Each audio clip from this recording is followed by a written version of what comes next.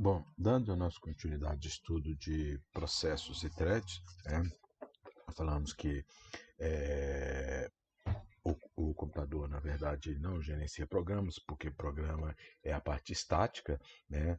Na verdade, o computador ele executa processos, porque processo é todo o ambiente de execução de um programa, né? E é feito isso através do PCB de um processo, quer dizer, o Process Control Block, né? Então, quando eu vou executar um programa, na hora de eu carregar o programa, ele vai criar um processo pai que vai criar o seu PCB, e esse processo pai depois vai criar o processo filho é que executa, o processo pai simplesmente gerencia. E nessa filosofia, na verdade, nós desenvolvemos as threads, que são processos leves. Por que threads são processos leves? Porque a threads é parte de um processo, ela é menor que um processo e engloba partes de um processo, mas ela tem a mesma estrutura de um processo, ela tem o seu PCB, o seu TCB, que é o Thread Control Blocks. Então, na verdade, quando eu vou executar um programa, eu crio um processo pai, processo cry, crio o seu PCB, e durante a execução desse programa, esse processo pai vai criando threads filhas, e as threads filhas é que são executadas, ok? E o que é o simulador? O simulador, né, é alguma coisa que, nesse caso nosso aqui, o simulador SOSIM, ele vai simular o funcionamento interno de um computador. Então, através dele, a gente pode ver como os processos são criados, como eles são executados, como eles são finalizados, o que é um processo de I/O bound, um processo CPU bound, né? O que é os estados de um processo. Então é isso que nós vamos. Então, só para lembrar, né, nós vamos utilizar o simulador SOSIM. Ele é encontrado, né, o simulador SOSIM, o nosso livro texto, que é Arquitetura de Sistemas Operacionais, ele está baseado nesse simulador, foi desenvolvido pelo Luiz Paulo Maia. A gente tem aqui o link, a gente vai baixar, vai ter acesso ao zip.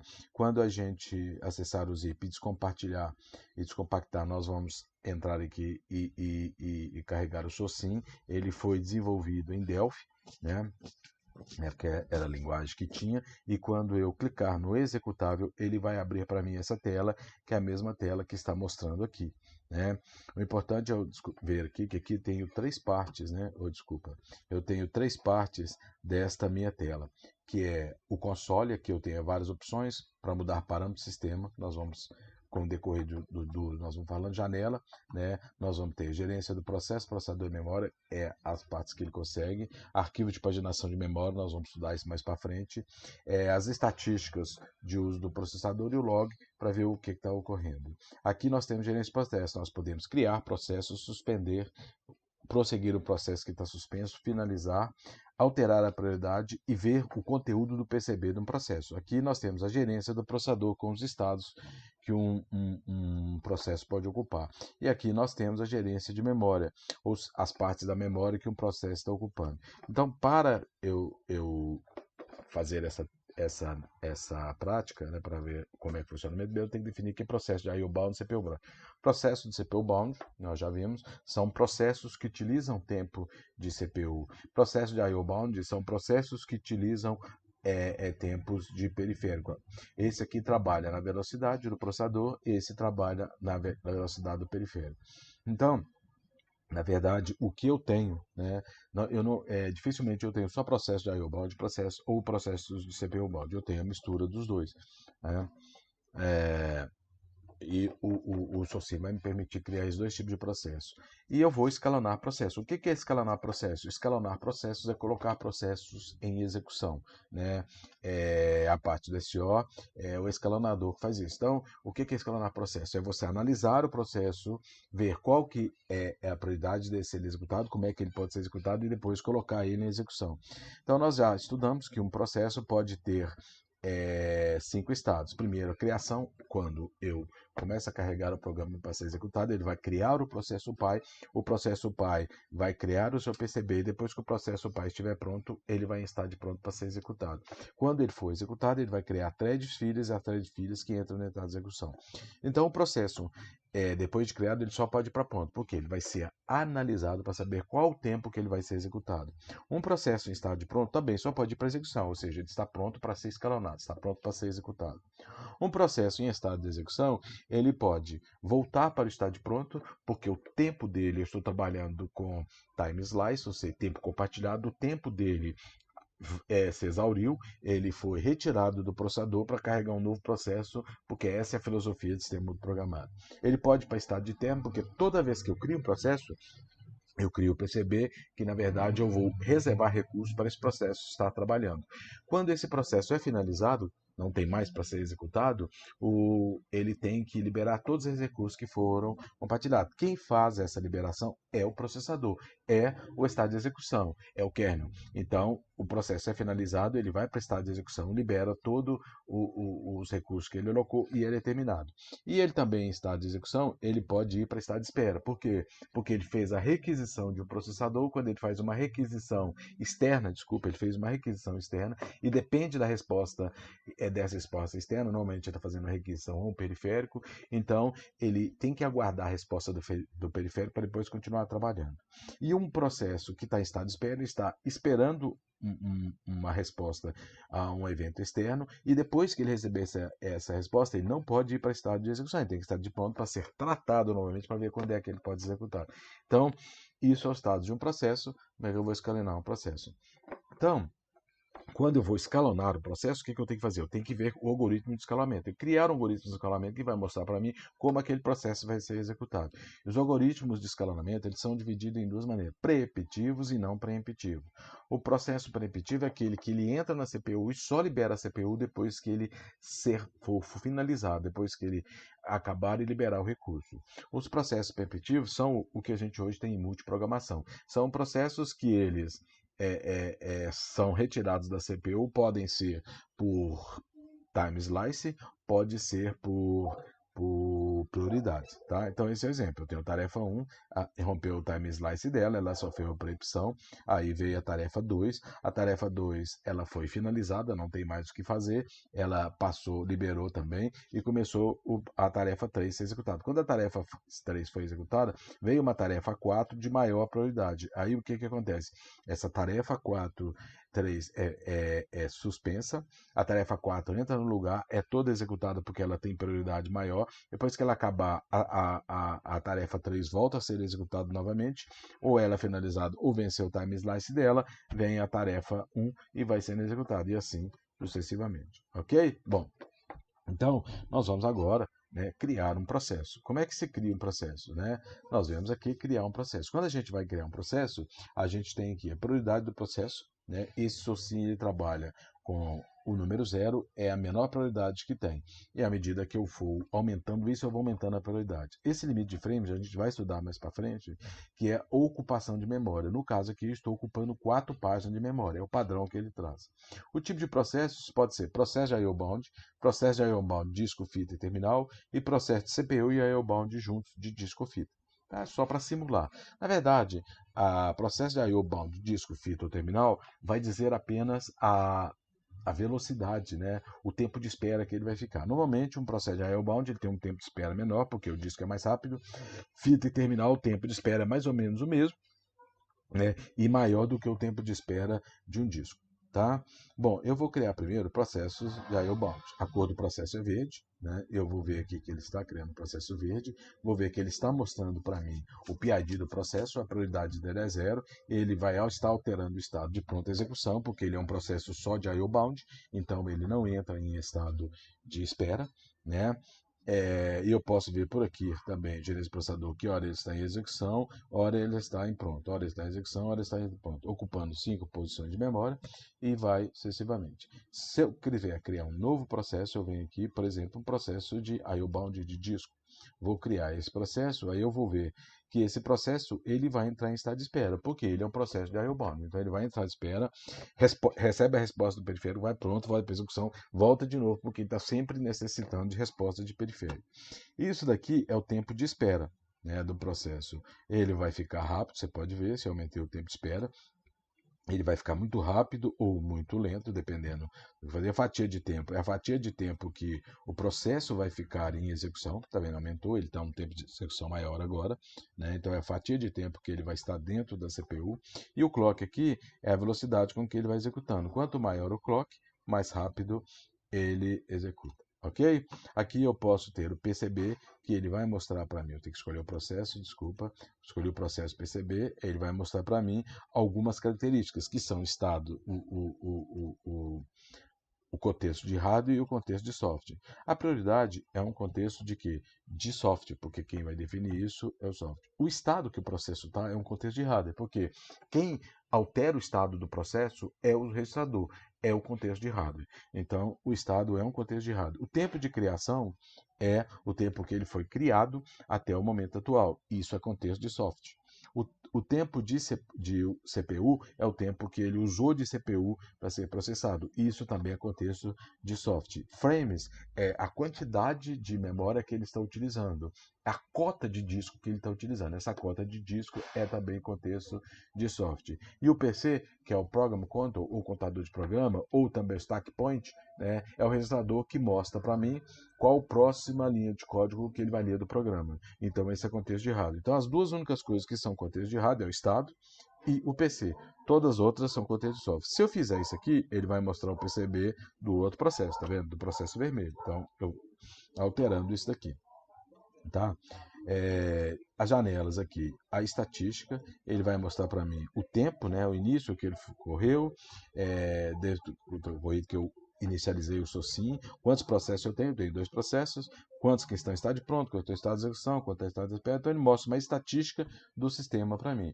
Janela, o log, ele vai mostrando para mim o que o processo está fazendo. Então, o processo verde vai mostrando linha verde, o processo vermelho vai mostrando linha verde. Eu posso ver aqui que o processo verde ele executa mais vezes do que o processo vermelho, porque o processo verde é de CPU, então ele tem mais tempo de CPU do que o processo vermelho. Ok?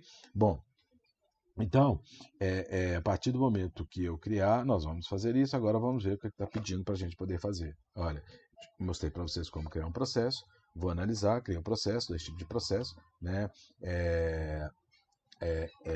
E aí essa é uma questão teórica para a gente pensar. Com base na observação do comportamento dos processos criados, né, porque eu criei 2 processos, identifique se o processo é de I/O bound ou CPU bound. Justifique a resposta. Óbvio, né, que esse processo verde ele é de CPU e esse processo vermelho é de I/O. Por quê? Porque o processo verde ele nunca entra em estado de espera. E o processo vermelho, ele sempre está entrando em estado de espera. Então, quando está em estado de espera, é um processo de I/O bound. Essa é a característica do processo de I/O bound. Quando ele não entra em estado de espera, ele é um processo de I/O bound. Ok? Bom, agora nós também, né, criamos o tipo de processo, que eu mostrei para vocês como que é um processo de I/O bound, um processo CPU bound, né? Mostrando para vocês questões teóricas, né? Quando eu alterei aqui, ó, análise de efeitos gerados, no caso de redução de tempo gasto na operação de ES pelo processo de I/O, o que é possível observar? Foi o que eu mostrei para vocês. Né? Se eu diminuir o tempo de espera, o que vai acontecer? O processo vai ficar menos tempo em estado de espera. Ou seja, a resposta do periférico é maior, o tempo de resposta dele é bem pequeno, então a velocidade de acesso ao periférico é pequeno. Só isso que vai acontecer. Da mesma maneira, uma fatia de tempo que eu vou fazer é aumentar o tempo que o processo fica dentro do processador ou não, assim como eu vou aumentar o clock. Ok? Bom, o que mais? Aí nós vamos o PCB. Eu mostrei para vocês o PCB, mostrei para vocês o que é contexto de hardware, o que é contexto de software, né? Ele está pedindo para eu criar 2 processos, tá? E o processo escalonado, tá? Ele vai mostrar isso para mim. Então, observe, olha, é isso aqui que ele está pedindo para fazer. Eu entrei aqui e ele está pedindo no meu PCB, tá? Para olhar quantos processos tem escalonado. Eu tenho 2 processos, né, escalonados, 2. Processos em estado pronto, ele fica variando. Execução também, né, quando tem tempo, tá? Ok, isso aqui. Importante, tempo de utilização desse CPU. Esses 2 processos estão mantendo a CPU em 80% de utilização. Às vezes cai, às vezes aumenta, fica mais ou menos nessa faixa entre 40% e 60%. Né? Eu tenho que lembrar que eu não consigo utilizar a minha CPU 100%, porque exatamente essa vai ser a pergunta. Olha, eu não tenho nenhum processo em estado de execução. Né? Mesmo tendo, posso criar até um processo de I/O bound, né? de CPU bound, vou criar 3 processos de CPU bound, tem 3 processos sendo executados, mas tem momentos em que não tem nenhum processo de execução. Por quê? Porque é a hora da troca de contexto do processo. Quando eu vou tirar um processo e colocar outro, seja por time slice, seja por prioridade, obrigatoriamente eu tenho que ter um tempo em que nenhum processo está na CPU. Porque a hora que eu vou tirar o contexto do processo que está lá, seja por finalizar, vou finalizar o contexto, vou liberar os recursos, seja que eu estou trocando o contexto, então isso é fisicamente. Tá? Toda vez que eu vou tirar um processo, que eu vou escalonar um processo, tirar um processo, escalonar outro processo para ser executado, eu tenho que tirar o PCB que está lá e colocar o PCB no novo processo. Se for thread, eu tenho que tirar o antigo TCB e colocar o novo TCB.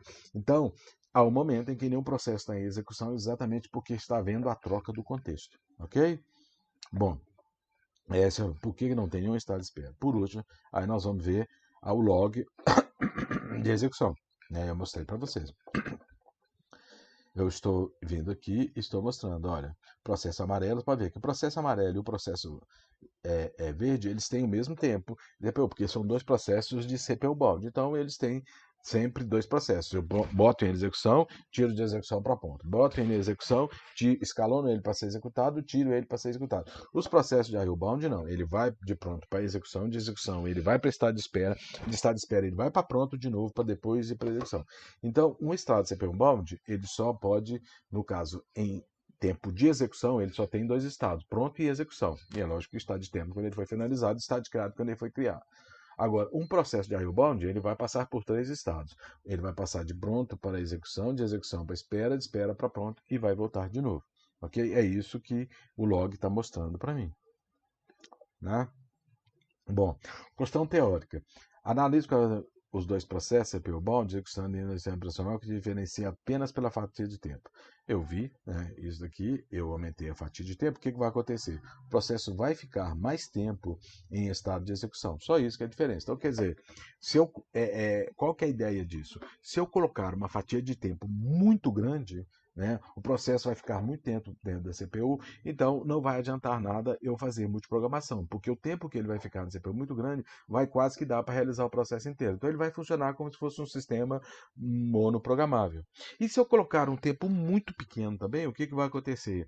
A troca do contexto, eu já vi que tem uma certa hora que o contexto, eu nunca vou ter 100% de utilização da CPU, né? Olha só, já aumentou para 80%, porque eu tenho 2 processos de I/O bound, mas dificilmente eu vou ter 100% sempre difícil, é impossível ter 100%, porque existe um tempo de troca de contexto.